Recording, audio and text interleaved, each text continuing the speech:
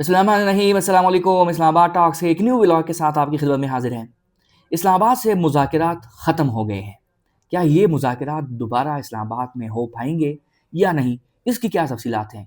और दूसरा ये कि क्या अब ईरान और अमेरिका के दरमियान किसी दूसरे ममालिक के या किसी और एवेन्यू में ये मुज़ाकरात हो पाएंगे या नहीं, या इस मुज़ाकरात का कोई मुस्तकबिल है या नहीं, इस पर आज बात करेंगे।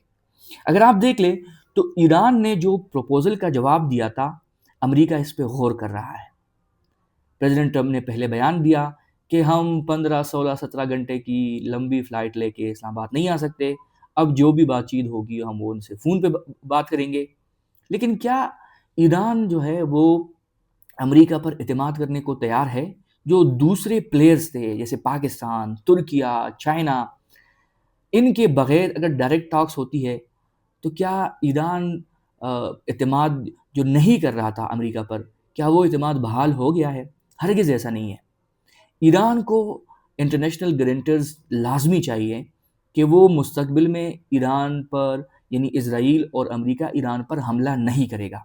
इसकी गारंटी कोई थर्ड पार्टी ही दे सकता है। तो ये बात तो यहाँ से हो गई ख़त्म। दूसरी बात, उन्होंने कहा कि इस्लामाबाद में कोई टॉक्स नहीं हो रहे हैं, और जो न्यूयॉर्क पोस्ट की जर्नलिस्ट हैं उनको कहा कि आप वापस आ जाएँ। अब मुज़ाकरात यहाँ नहीं हो रहे हैं तो कहाँ होंगे? इसके अलावा अगर आप इस पूरी सिनेरियो का तज़िया ले लें तो इज़राइल की जीत हुई है, क्योंकि इज़राइल कभी नहीं चाहता कि जो मुतालिबात ईरान के हैं वो माने जाएँ, और वो हत्तुल इम्कान ये कोशिश कर रहा था कि वो जो मुतालिबात है वो अमेरिका नहीं माने। उसके लिए लॉबिंग कर रहे थे, असर रसूख और जो उनकी ताकत है उसका भरपूर मुज़ाहिरा कर रहे थे। उसकी सबसे बड़ी एग्ज़ाम्पल ये है कि लबनान पर जो सीज़ फायर तय हुआ था वो इस सीज़ फायर का भी हिस्सा था। लेकिन जो ईरान है उन्होंने कहा था कि आपने हमें कहा कि लबनान इस सीज़ फायर में शामिल है, और फिर सीज़ फायर की खिलाफ वर्जी हुई और इज़राइल उन्होंने हमले किए लबनान में। इसके अलावा जो उनकी प्रॉक्सीज़ हैं यमन में, लबनान में, फ़लस्तीन में, या उनको वो डायरेक्टली या इनडायरेक्टली फंड्स कर रहे हैं, कहते हैं वो ख़त्म कर लें। तो ईरान इस पे भी आमादा था। फिर कुछ जगह पे इस तरह की रिपोर्ट आई कि ईरान ने इसमें भी कोई संजीदा जवाब नहीं दिया। तो कोई इस तरह की दूसरे अहम पॉइंट्स थे, वो डिस्कस ही नहीं हो सके। जैसे यूरेनियम इनरिचमेंट वाला इशू था कि ईरान ने अपना मुतालबा तो मनवा लिया, लेकिन किस हद तक था। दूसरा जो अपना होम्स वाला इशू था, नाकाबंदी वाला इशू था, ये सारी चीज़ें। और इसकी जीत जो है वो मैं इज़राइल को इसलिए दे रहा हूँ कि वो इज़राइल हमेशा से ये लॉबिंग करता रहा है कि ये चीज़ें ना हो। इसलिए मैं ये कहता हूँ कि सदर ट्रंप की जीत नहीं, हार है, क्योंकि ये अमेरिका की डायरेक्ट जंग नहीं है, और ना ही अमेरिका ये चाहता था कि वो ईरान पर अटैक करें। ये जंग रहा है इज़राइल के मफाद में, और ये जंग इज़राइल का था, इसलिए इज़राइल इस पर असर रसूख दिखा रहा था। इसके अलावा अगर आप देख लें तो ट्रंप पर एक और जानलेवा हमला भी हुआ था जब वो कैंपेन कर रहे थे, और कल रात भी, मतलब हमारी तो सुबह के टाइम, लेकिन उनकी रात, उन पर भी एक हमला हुआ। अगरचे वो बच गए, लेकिन वो व्हाइट हाउस में जो उनके करस्पॉन्डेंट हैं, वो एक डिनर था, वहाँ पर भी एक बंदा मतलब उसने सिक्योरिटी ब्रीच की और फायरिंग की, और वहाँ से जो सिक्योरिटी थे उन्होंने जेडी वेंस और प्रेसिडेंट ट्रंप को महफूज निकाल लिया। तो ये एक साइन है, ये वो साइन है जो ट्रंप को इनडायरेक्टली बताया जा रहा है कि अगर आप इससे हटेंगे तो फिर आप ज़िंदा नहीं रहेंगे। क्योंकि कुछ लोगों की ये ख्याल है कि जो इंटरनेशनल एस्टेब्लिशमेंट है वो ट्रंप के ख़िलाफ़ है, और अभी भी इस तरह की चीज़ें हो रही थी। जैसे मैंने आपको कल के व्लॉग में बताया था कि वो खुफिया प्लानिंग कर रहे हैं कि इस तरह का बयानिया बनाया जाए जिसमें वो कहें कि जी हम तो बहुत सीरियस हैं, लेकिन ईरान सीरियस नहीं है, ना ईरान जो है वो लचक दिखा रहा है, तो हम इसलिए उन पर शदीद हमले कर रहे हैं, और हमारे पास इसके अलावा कोई और ऑप्शन भी नहीं है। और फिर मैंने ये कहा कि वो कुछ मुहलिक हो सकता है, केमियाई हथियार इस्तेमाल कर सकता है, एटमी हमले कर सकता है, लेकिन वो ये नहीं कर रहा था। लेकिन उसको इतना मजबूर किया जाएगा कि वो कर भी लेगा, क्योंकि इस वक्त उनकी जो स्टेक्स है وہ داؤ پر لگ چکی ہے۔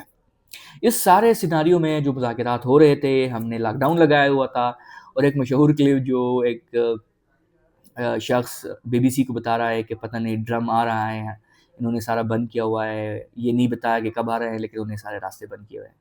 تو اب جب میں آفس آ رہا تھا تو جو جگہ بند تھی وہاں پہ ناکہ بندی تھی، وہ جگہ ختم ہو چکی ہے، بالکل ہی ہم سیدھا آ گئے، اور ایسا لگ رہا ہے کہ جو اسلام آباد ہے وہاں معمول کی زندگی دوبارہ بحال ہوئی ہے۔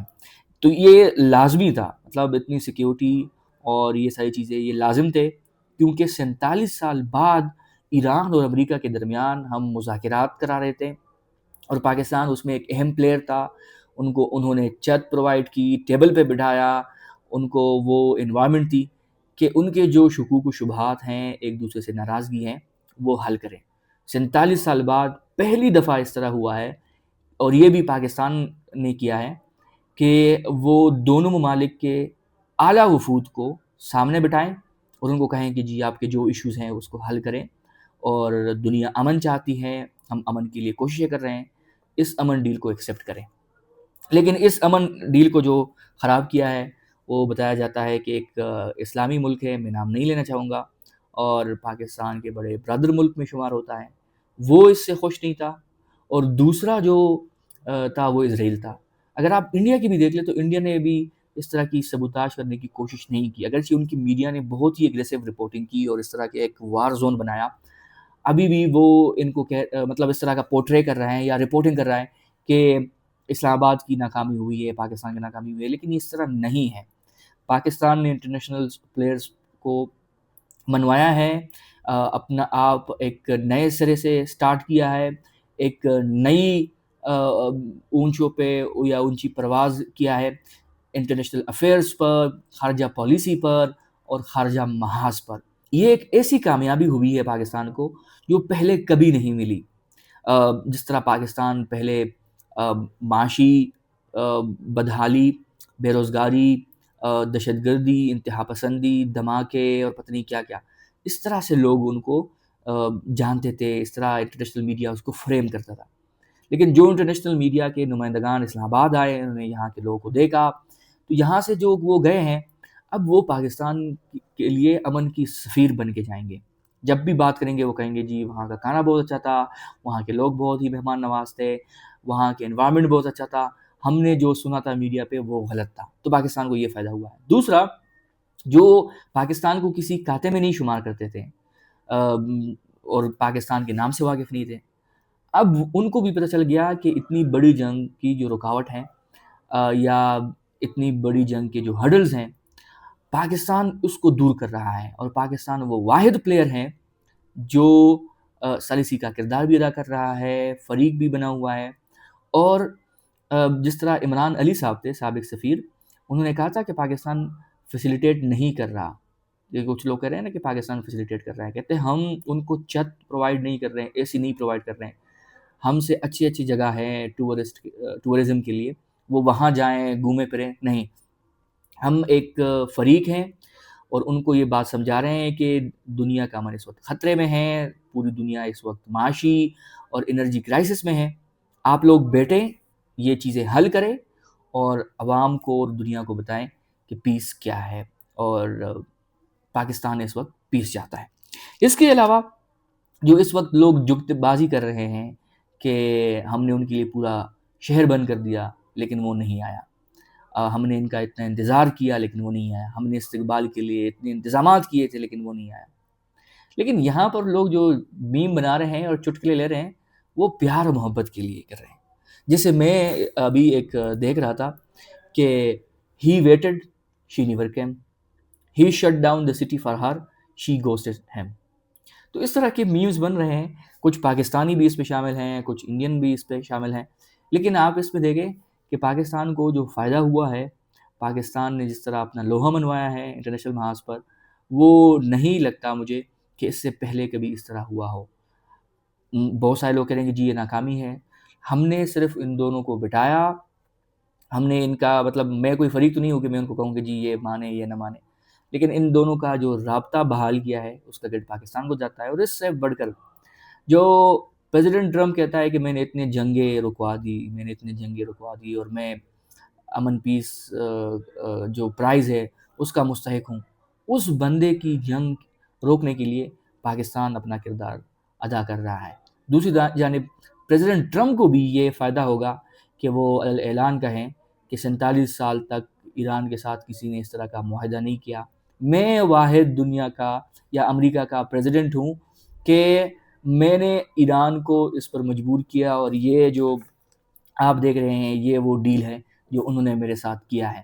تو اس طرح پاکستان کی بھی کامیابی ہو جائے گی، اسی طرح ٹرمپ کی بھی کامیابی ہو جائے گی، اور جو ایران اس وقت جس طرح مشکلات کا شکار ہیں وہ مشکلات بھی کم ہو جائیں گے. ان پر آپ سے ایک ہی صدا کہ اس حوالے سے آپ کیا سمجھتے ہیں، کمنٹ سیکشن میں اپنی رائے دیجیے گا. ملتے ہیں آپ کے ساتھ نیکسٹ ولاگ میں، تب تک کے لیے اللہ حافظ.